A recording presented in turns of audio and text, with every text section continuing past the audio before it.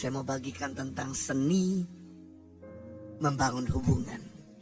Karena kunci keberhasilan seseorang ketika kita pintar membangun hubungan. Ketika kita bisa pandai membangun rekonsiliasi. Karena yang menarik bahwa hubungan akan melahirkan akses. Akses akan melahirkan sukses. Dan sukses akan melahirkan suksesi. Sekali lagi, hubungan selalu akan membuka pintu. Dan pintu yang terbuka akan membuat kita berhasil. Dan keberhasilan akan selalu mendatangkan keberhasilan berikutnya. Orang yang mudah bangun hubungan, mudah berhasil. Orang yang sulit bangun hubungan, sulit berhasil. Orang yang mudah mengampuni, mudah berhasil. Orang yang sulit mengampuni, sulit berhasil. Kita bisa melihat konglomerat-konglomerat di dunia ini.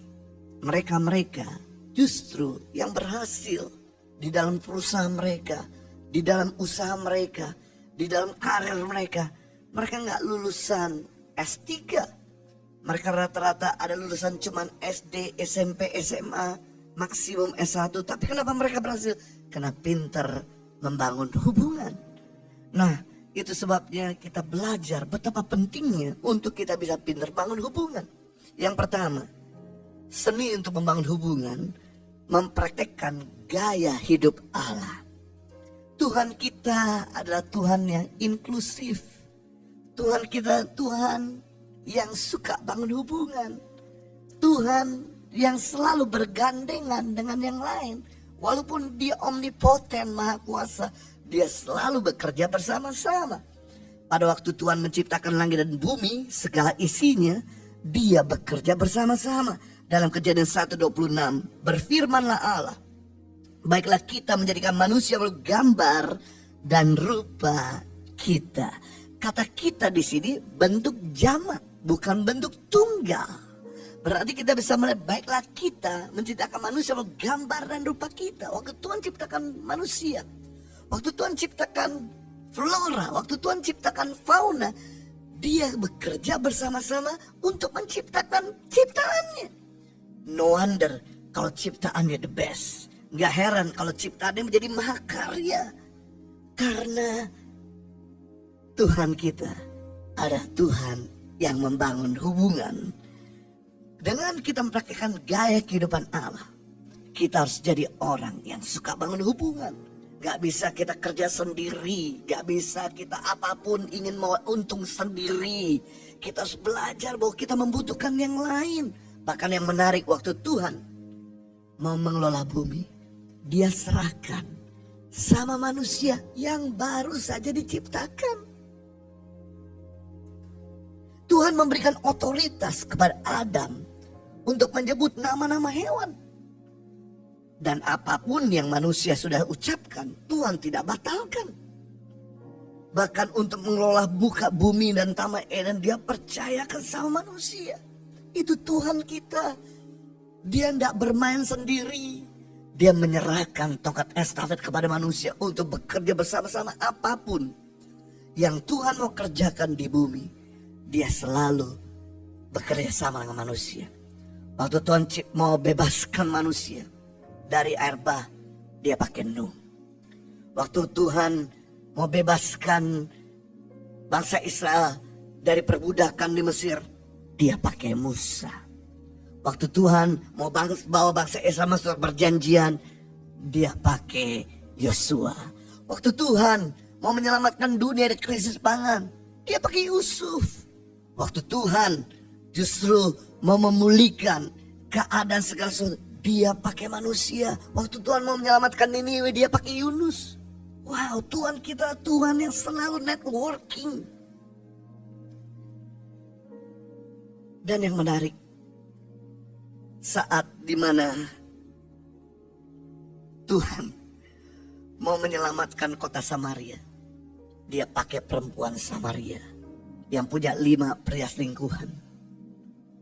Ketika ketemu, Tuhan pulihkan wanita ini dan jadi penginjil buat kota Samaria.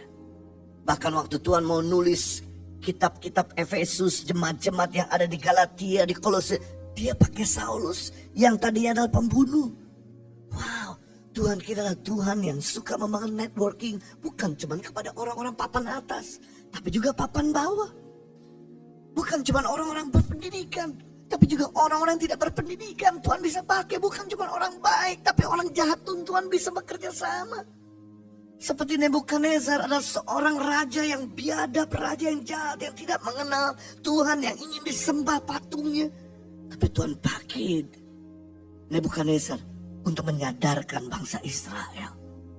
Tuhan adalah Tuhan yang suka networking. Mari kita jadi seseorang yang suka bangun networking. Sebagai seorang pemimpin jangan egois dan selfish. Mari kita perlu hargai pegawai kita. Sekalipun itu pembantu, sekalipun itu supir, kita tetap harus respect dan hormat. Karena firman Tuhan berkata kita harus menghormati semua orang. Apapun juga yang orang lain ingin lakukan kepadamu, lakukan terlebih dahulu kepada mereka.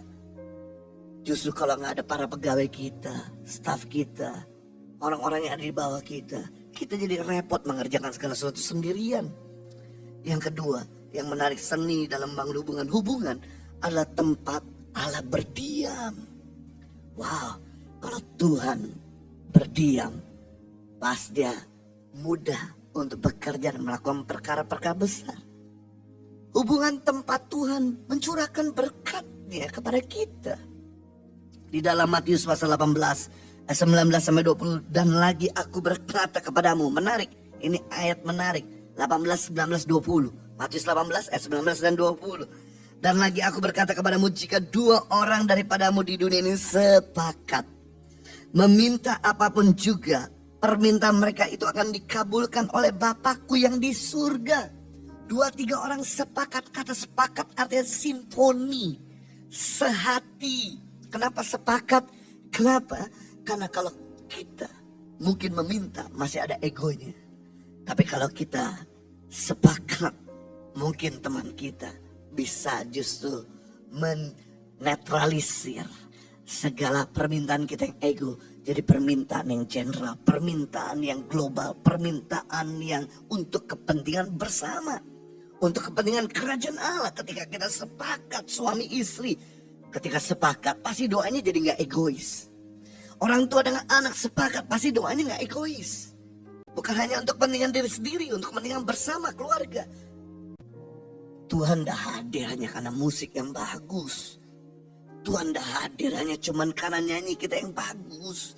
Tuhan hadir ketika kita sepakat. Dan yang menarik ayat 20, sebab di mana 2 atau 3 orang berkumpul dalam namaku, di situ aku hadir. Wow.